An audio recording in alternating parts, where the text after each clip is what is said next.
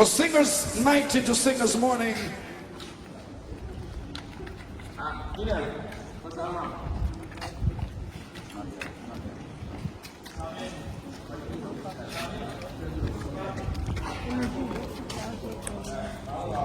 Serve two purposes. One, it is the main auction courtyard. At the same time, the male slave courtyard. To begin with this room, all the rooms on the ground floor of the structure were used as dungeons, where about 600 men were shared among these dungeons awaiting shipment. A dungeon could take about 100, 200, depending on the size of that dungeon. But not so fun. Right above these dungeons were residences for European missionaries, merchants, physicians, and soldiers. Above the soldiers, deputy governor, above him, the governor. So what was the message to us today? The more important a person is perceived to be, the higher up he lives. Today, when we compare this with the corporate structure or ladder, the same thing is still happening today. The CEOs at the airport of the time, they receive good salary, but the hard-working employees are beneath. How much are they being paid? Peanuts. And this reminds me of what Malcolm X once said. A person who does not study history is doomed to repeat it. And we see history repeating itself in ways that you may never think of. The structure behind us, where we search for the introduction, you can see something written on at the entrance, a Portuguese church. This was the first Roman Catholic church, built by the Portuguese in the year 1596, where they claimed to be worshipping God in there. I use the word claimed to give clarity to it. Because how could someone be saying, I'm worshipping God? And surrounding you are dungeons where people suffer. So what type of God were they worshipping? Now when the Dutch captured the structure from the Portuguese, the Dutch were Protestants and not Catholics. So they removed the tower, which identified the building to be a church. They restructured it, used the upper rooms as junior soldiers' mess. And the ground floor, the Dutch used it as the auction hall where they were buying and selling the alcohol. And they had their own church, the Dutch Reformed Church or the Dutch Protestant Church, at a different area. When we get to the female side, I will point to the Dutch church to you. And all claiming to be worshipping God. Whilst slavery was happening under the watch. What an irony.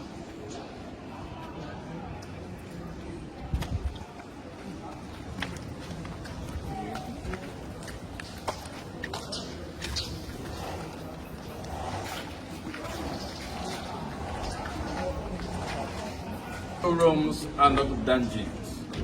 These are cells. This is the European cell, and this is the African or the condemned cell. Now one may ask, why European cell over here? Because this structure is meant for enslaved Africans, so why do you have European cell? Again, if there were dungeons meant for Africans, why do we have a condemned cell? Now let's look at the difference in terms of the doors and the signs above the doors. The condemned cell has a skull and a crossbone, but the European cell has nothing. See the nature of the doors. A metal gate with more vent for additional air. That's why a wooden gate. Why? Let's go in to find out.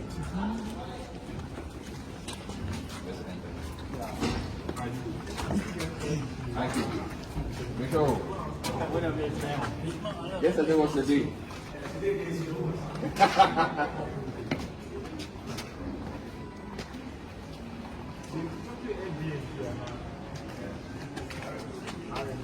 You have to mom. Now this cell is called the European cell. Why European cell? And they created this cell for their own soldiers who misbehaved or misconducted themselves. That is, some of their own workers or soldiers went to town that weekend, they got drunk, they had been disciplined. Now since this cell was meant for their own people, see additional vents. One on this side, one on this side, one on this side. So fresh air was coming through. How many soldiers were kept at a time? Not more than 5. They had access to food. They had access to water. They were treated as humans. After 3 hours, the door was opened, released them to go back to their post. We are comparing the condition of this cell to the one meant for Africans. Then you and I can make our own judgment. And I'm what? No, great. Let's go here.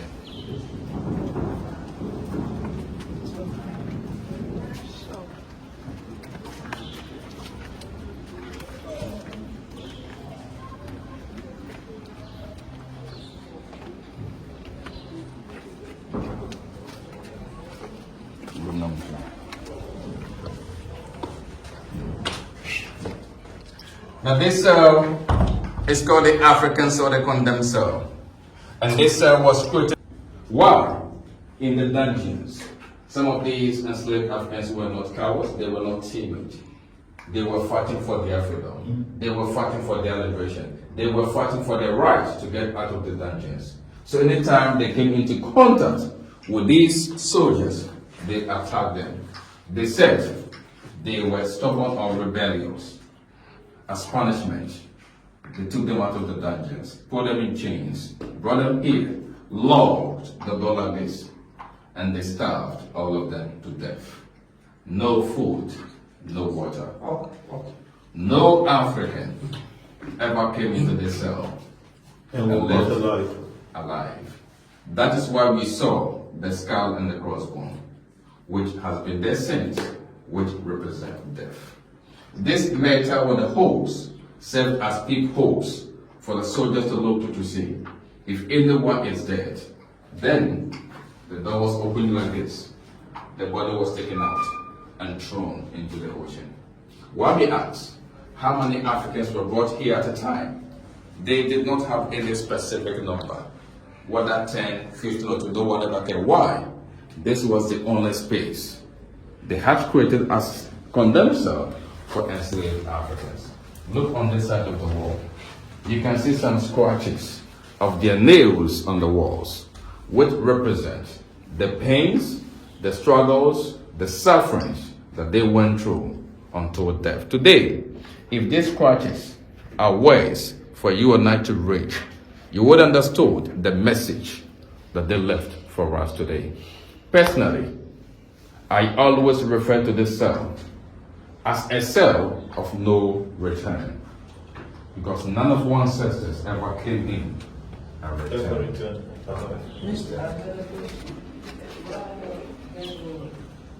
So they said this would serve as a ventilation for hole for them. But you ask yourself, what quantity of air would come through this? From the other side. Good. So not a direct air, but rather from the other even cell. They also And it was not basically meant for the people who came here. It was just, I don't know.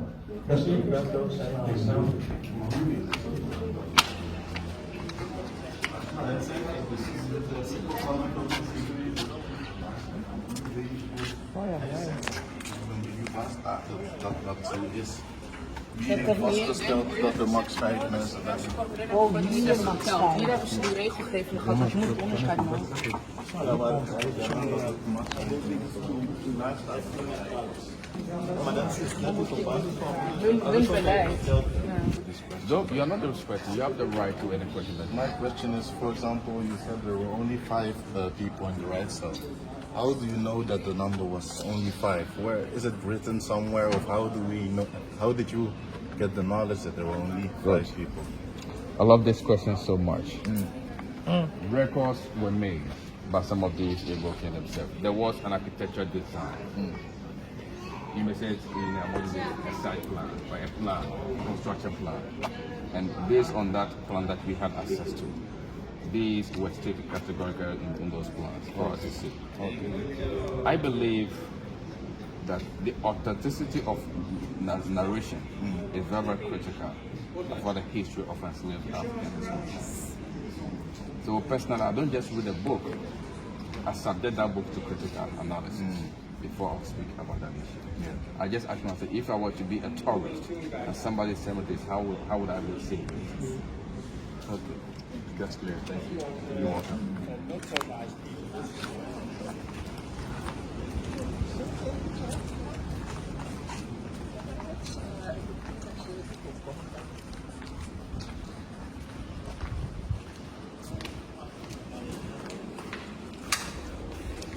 Okay.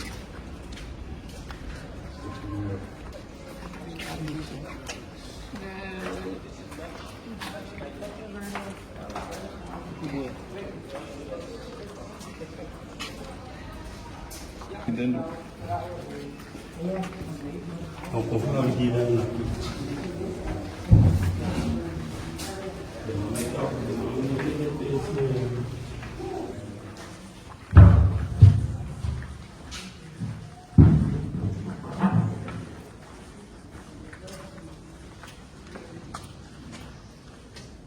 Now, where are we standing right now? This entire space is the female slave courtyard. So you have the men's side, the women's side, which meant, as far as slavery was concerned, as far as the dungeons were concerned, both sexes were separated. So even if some were couples, some were married people that had been captured, they may end up being separated. And they may not, sometimes they may not have a chance of seeing each other. Because they had separate passages that they had to use to get to the board ship. And on the board ship, there were separate slave owners for both male and female. And that became the end of some family trees because they had been separated for good. Now, in this side, the female slave dungeons took about 400 enslaved women. Now, we will walk through and see how many were kept in each dungeon. Again, as a historian, we speak with 5% error margin. So we say about 400. It could be less or more, depending on the size that they will get at a particular time. So you do that simple mathematics over here to understand the numbers. About 600 men in the male slave there, and about 400 women over here. How many in total? About 1,000. That on the average of 2 to 3 months, about 1,000 was shaved from the slave dungeon. But 3 months is equal to a quarter. 4 quarters is to a year. So if a quarter, which is 3 months, was about 1,000, the 4 quarters becomes 4,000. Then multiply 4,000 by 235 years, used by the Dutch for trading human beings. You do the same calculation for the Portuguese, who used here for 119 years for slavery. You're talking about almost 2 million. Almost, not up to, almost 2 million for that went through the slave dungeon alone. Then you ask yourself, what about Cape Coast slave dungeon? In Cape Coast, where the British used for slavery. What about Christianburg slave dungeon in Accra also? What about Gorée Island in Senegal and other areas? The loss we can quantify. Again, another big question would arise. How many enslaved Africans also died when they were being captured on their way to the dungeons, in the dungeons and during the bloody passage of life across the ocean? The loss of lives cannot be quantified. Again, sexually, some of them were abused or they were harassed. Because of the position of the governor, this is the backbone meant for the governor to stand. So anytime he desired to satisfy himself sexually, at his own free will, he stood up there, gave orders to the soldiers to have all the gates of the dungeons opened. That all of them would come out here, based on the order given. That at the top, they looked through, picked a woman of his own choice. But the one chosen by the governor had been in the dungeons for several days, weeks, months, without even brushing her teeth, even bathing or washing down. And as a woman, every month, she has to go through a cycle. So just imagine the stench as a result. These are 2 separate water reservoirs. And these reservoirs were constructed by the Portuguese. And rainwater were harvested in these water reservoirs. Now this one contains 20,000 gallons of rainwater. So any enslaved woman chosen by the governor, likewise any other soldiers, water was drawn from the reservoir with buckets so that she could what? wash down or clean herself. But one may ask, at that time, where was the bathroom for her to stand and take a shower or take a bath? Just imagine. Open space. Open space like this. What an embarrassment. What a humiliation. What a deprivation of a woman's right. No one ever cared. After this horrible experience against her own world, she was given something small just to cover herself, to look presentable, attractive to the governor. That she was then forced to use this door.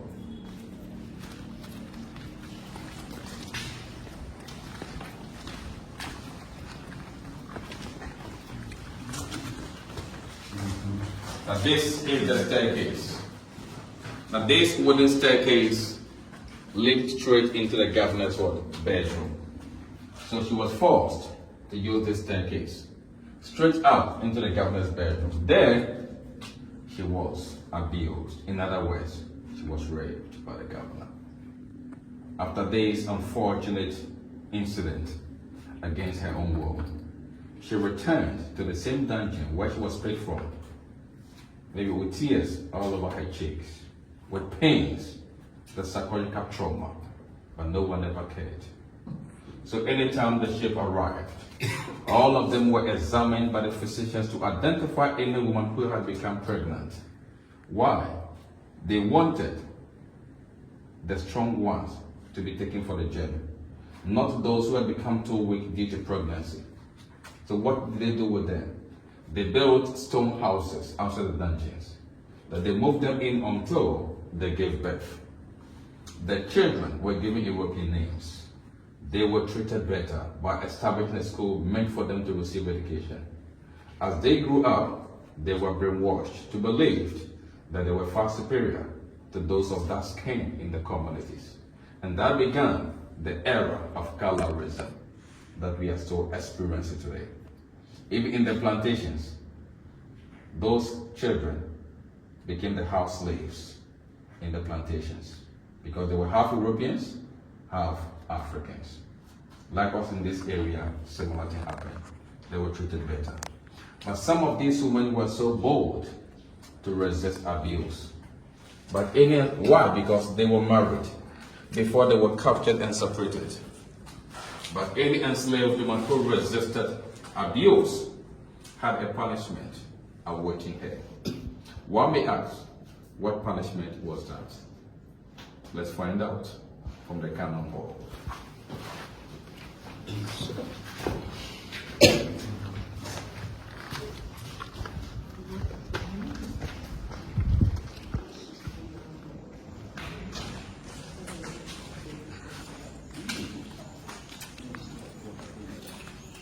Any question before I proceed? Now this cannonball that we are seeing today did the peak of slavery. There were 8 cannonballs over here. Now each ball or cannonball weighs about 25 kg, equivalent to 50 pounds. So this still weighs about 50 pounds. Therefore, any enslaved woman who resisted abuse, as punishment, she was chained to the cannonball and to her ankle for 24 hours. No food, no water. In the scorching heat, in the rains with a heavy downpour, she will still be in it. Why? To put fear among the others in the dungeons. So anytime you are selected, seeing what others are going through, you had no option than to go, else the same punishment awaited. That's why she was punished in the broad daylight, in an open space for them to see. At this point, let's walk through the dungeons.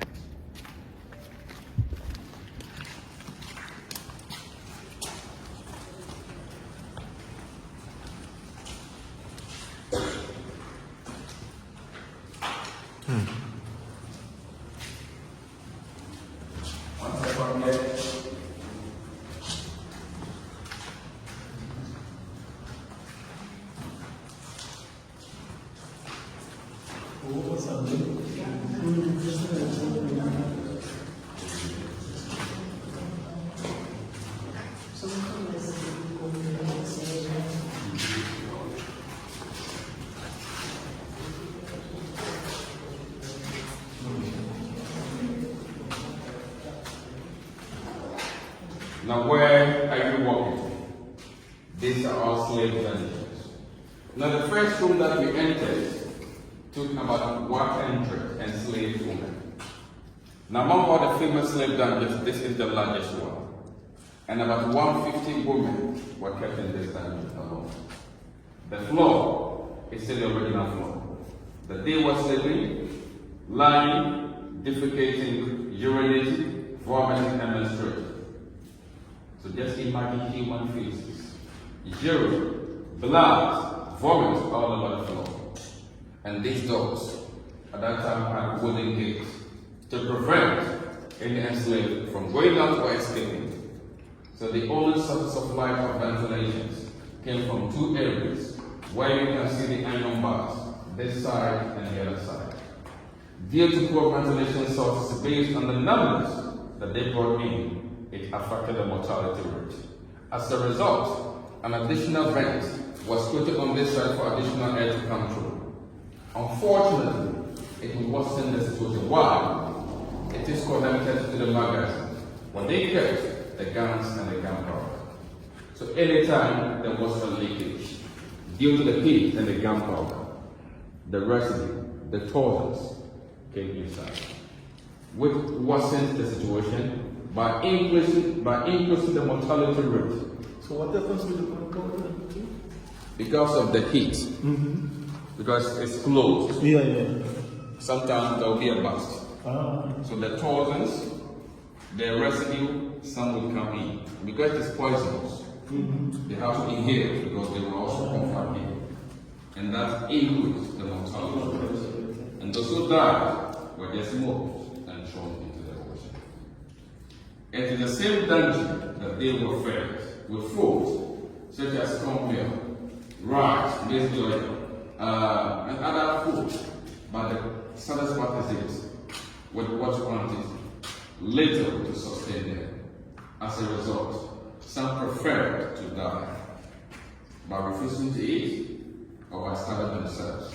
Now those who refused to eat, they were whipped or they were beaten on count of occasions. And finally, they introduced a method called a spoken orange. In other words, a mouth opener, to forcefully open their mouth in order to force them to eat, so they would still survive life in the dungeons. There was no point that things became better. As we proceed, we will see more.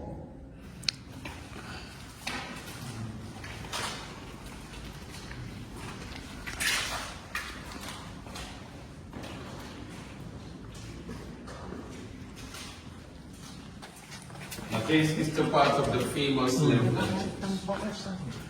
And about 120 women were kept in this dungeon. Today we can see some items on the floor. We can see some clothes. We can see some chains.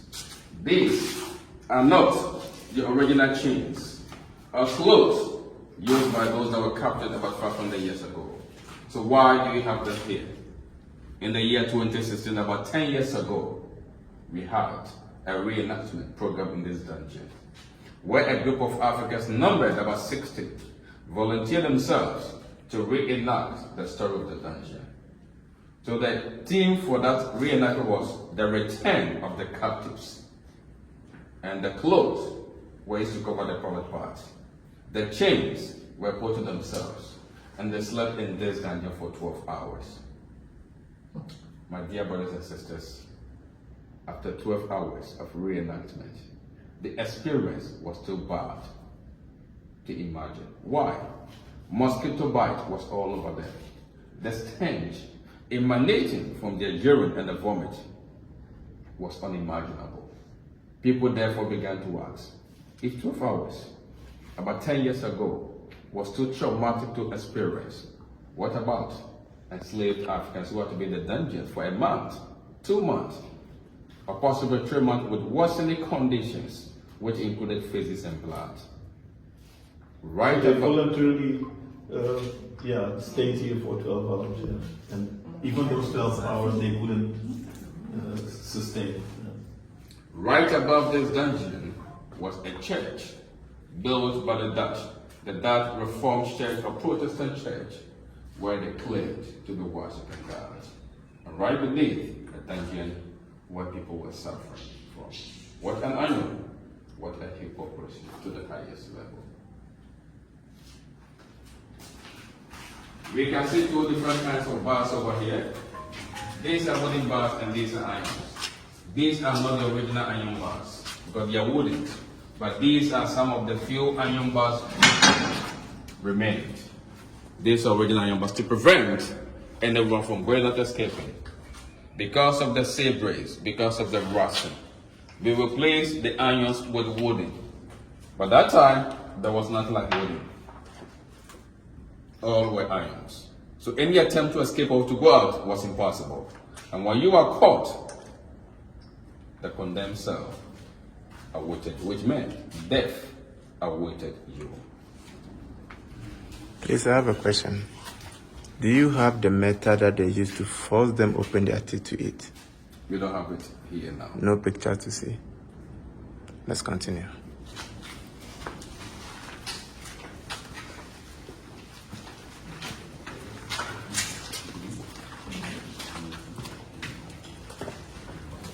It's for you to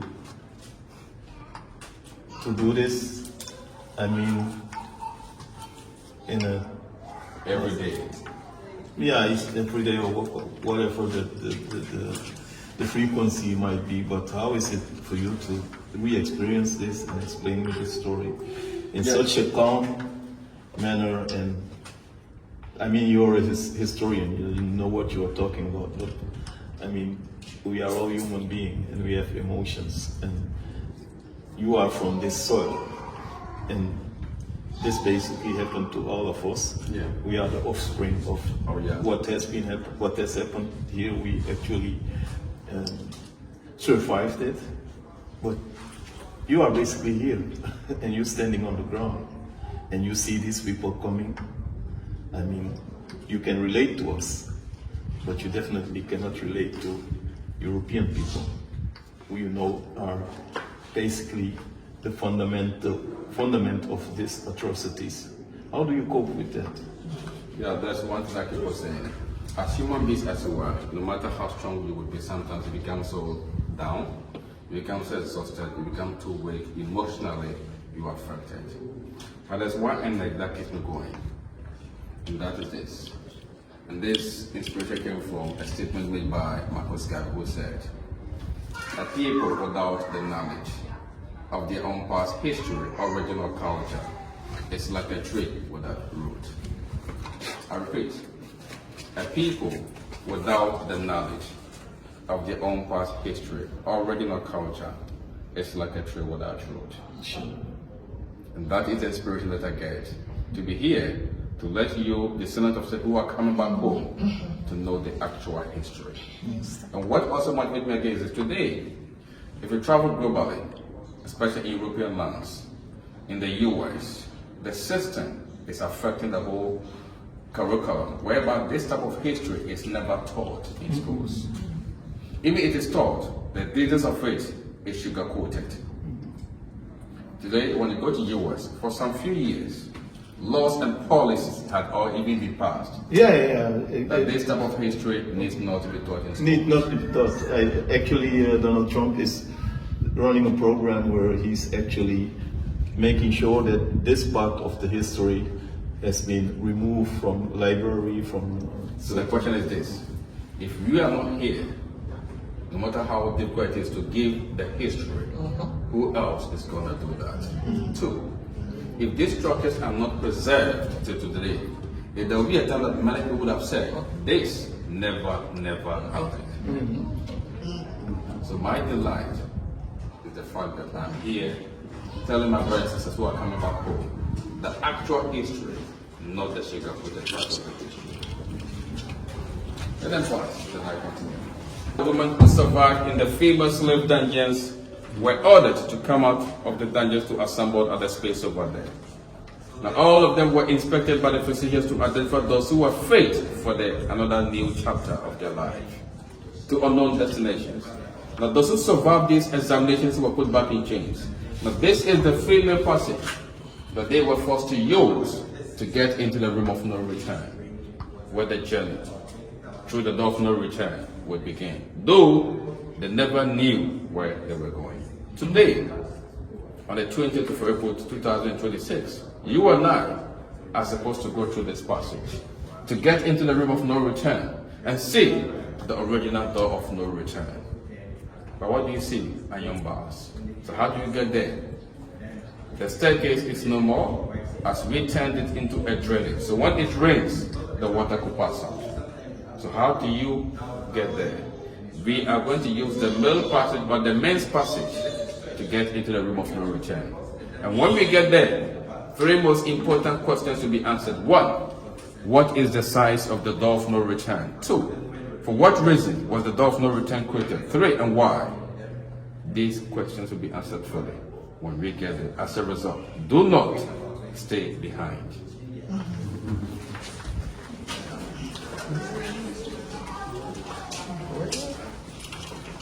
We need to have the two versions. We are seeing more of what about our ancestors or Afro descendants. Our ancestors went through. But let's go up a little bit. See how they lived, their rooms, how space was, and relate it to the danger that they've experienced. So anytime we are doing discussion, we know where to drop our discussion. Now when we come down, we do the door of no return. Because of how sensitive it is, I always want it to be the last point before you end the talk.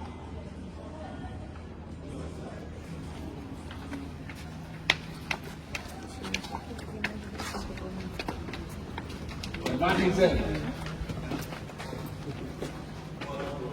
I don't know from you.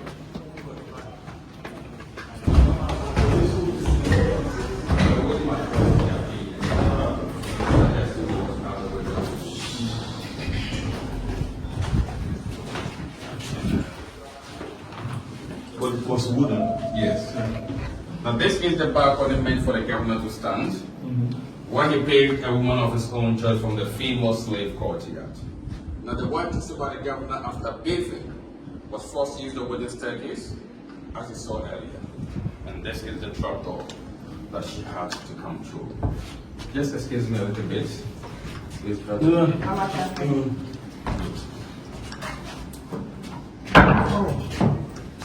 So this is the trapdoor. So she came through this trapdoor straight up into the governor's bedroom. After being abused, she used the same process to go back to where she was picked from.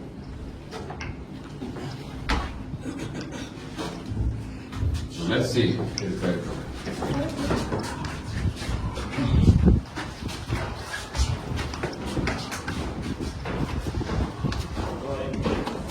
Select airplane.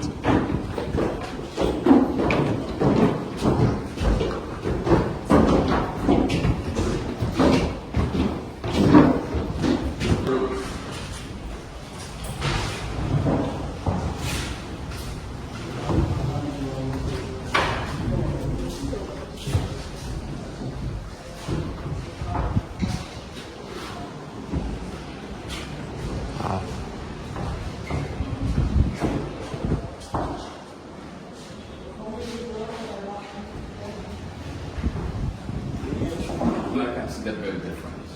Between where they live and where enslaved occurs on their own soil, where they have. So personally, I classify these areas as a luxurious living versus suffering in the dark years.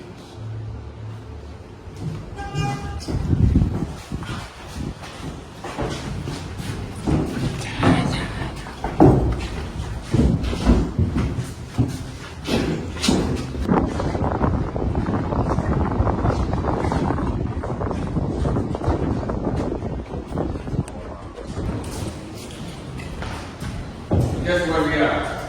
The officers and the mess hall, where they were eating and drinking. Right beneath a slave dungeon, meant for enslaved Africans suffering. No one seems to care.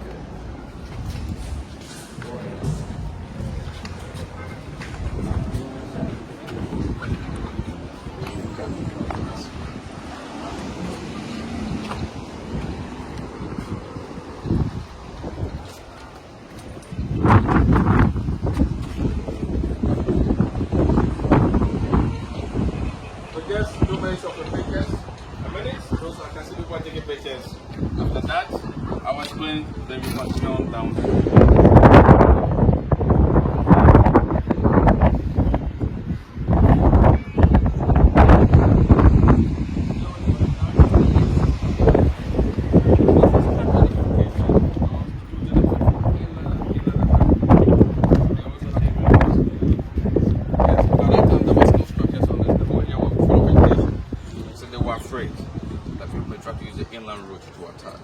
Why were they afraid? Because before the Dutch took over from the Portuguese, I made mention to that they fought 4 separate times.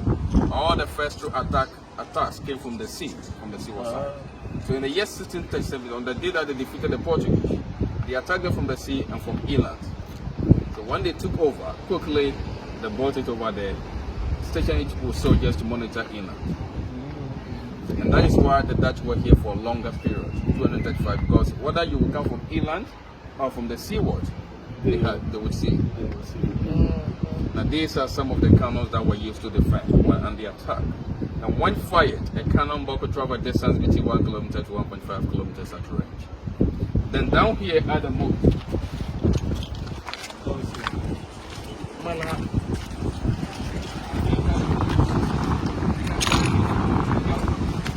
at that time the seawater was coming through the moat.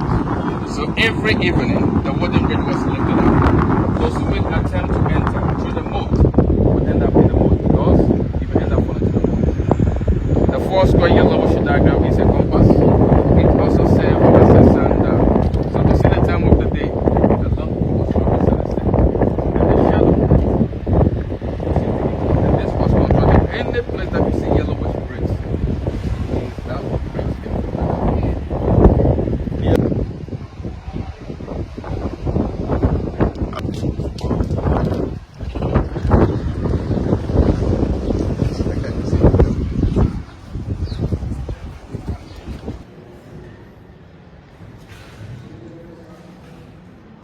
So guess where we are? Where are we? Church. So a church built by the Dutch, claiming to be worshiping God over here. You can see a scripture written in old. Let's get a company. So you can see a scripture written in old Psalm 122. The Zion is the eternal habitation for the Lord. To them, this is Zion, God's temple, where God himself resides, where all souls must come and worship God. But the big question is, if this is Zion, as we claim it to be, why do you have a slave that you beneath Zion? That is the big question.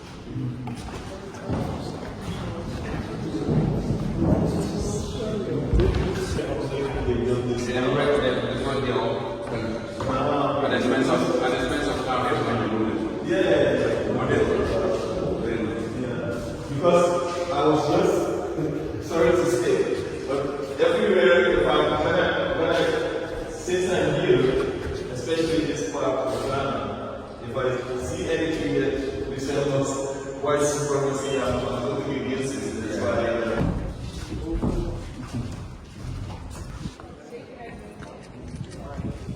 I was about to talk about it, but once it has been out, I need to answer. He asked me about the 2 slopes. The slanting was this on this. These are buttress or supporting walls in the structure to prevent it from coming down. When you walk at the back of the structure, you see a lot of them supporting the structure. Now the iron bars were fixed by the British during the time of colonization, because they used in 1948. This place was used as a police training center. So the iron bars were used for physical training or exercise. physical training Or exercise. Now you can see some writings over here. Now you are from Netherlands, so you understand. Though ancient Dutch, written in memory of a Dutch governor called L.A. Van Tet. He came from Zeeland, and Zeeland is a province in Netherlands.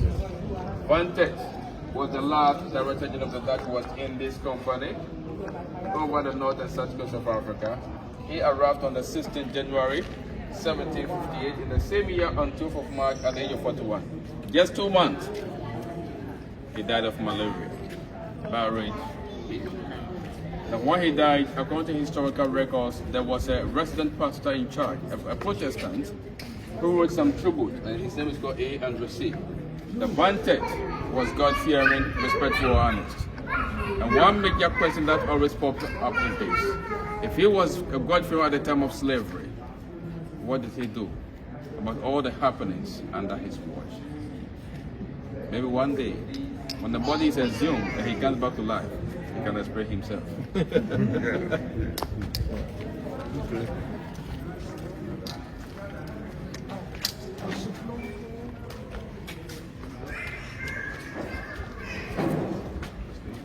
Now, as mentioned to you earlier, this is the male slave courtyard. So when the ship arrived, all the men who survived in the men's dungeon were ordered to come out, inspected by the physicians. Those who survived life in the dungeons were put back in chains. This is the passage, the male passage into the room of what? No return. Let's go through.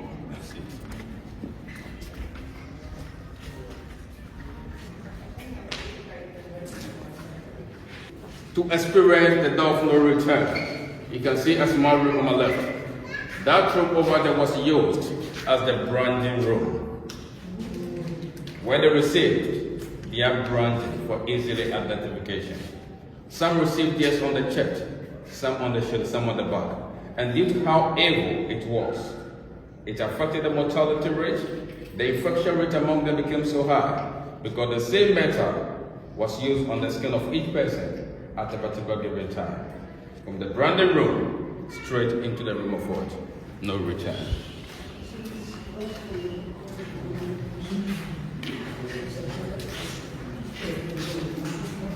Please watch your head. One step down. Watch your head over here. 4 steps down. 1, 2, 3, 4.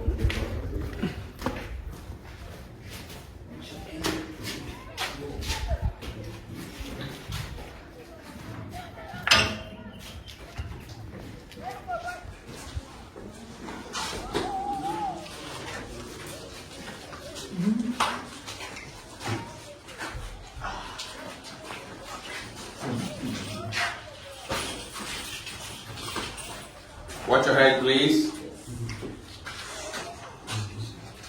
Now, finally, we are now in the room of no return. This is the door or the gate of no return. And I'm sure several questions are going through your mind. And one of these questions may be, why this size of the door? Why too narrow? Why too tiny? Why too little? They did that with a purpose. 1, to control the enslaved Africans. 2, for easy counting. 3, to dehumanize those that were captured. But narrowing the size like this did not suggest that those that were captured were not strongly aware. But due to the inhuman conditions that they were subjected into, after being captured, with little food being given to sustain them, on their way to the dungeons, they were losing weight. In the dungeons, they kept on losing weight. By the time the ship arrived, the weight loss made it easier and possible for them to fit through this door. At that time, the sea was right here, starting the structure. But due to how shallow it was, the ship docked some few meters away. They used wooden boats to transport them from here into the ship. They packed them in the holdings below deck as if they were not humans. The journey across the ocean began. To them, they never knew where they were going. They never knew how long the passage would be. Their conditions on the ship, they had no knowledge about it. There was no point that things became better, as it wasn't from one point to the other. Today, as broad descendants, as offspring of these people, we have come back home. And if these walls are humans and they have mouth to speak, they would have spoken better than me. Why? The tears were seen by the walls. The pains were felt by the walls. Their voices echoed through the walls. But there was no one at that time to wipe away their tears. There was no one at that time to console them. Why? Those that would have done that, they were separated completely. This reminds me of an old African proverb which says this: Until the lions have their own historian, the hunter will always be a hero. I repeat, until the lions have their own historian, the hunter will always be a hero. In other words, until the lion learns how to write its own story, the hunt will always glorify the hunter. Yes. If indeed our ancestors to be here, a lot would have been said by them than me. And some wanted to come back home, but they could never return because it was impossible for them. But today, as proud descendants, as offspring, we have made it back home. So when we go back, we have a lot to share, a lot to relate, a lot to process, a lot to discuss. What saddens me personally is this. The time for the talk is always never enough. No matter the amount of time that I may be given, it will still never be enough. Why? Whatever they went through goes beyond the time that we have spent over here. As a result, we are going to return, and I'm going to recommend some books for you. Get them as your own personal materials back home. If they are abolishing history, if they don't want the truth to speak out, we need to learn our own history. And those materials that I'm going to recommend will help you to process and to know the history the way it should be told. No enslaved African ever came to this room and returned. But on the 28th of April 2026, as part of our historical experience and pilgrimage to those dungeons, we all are returning.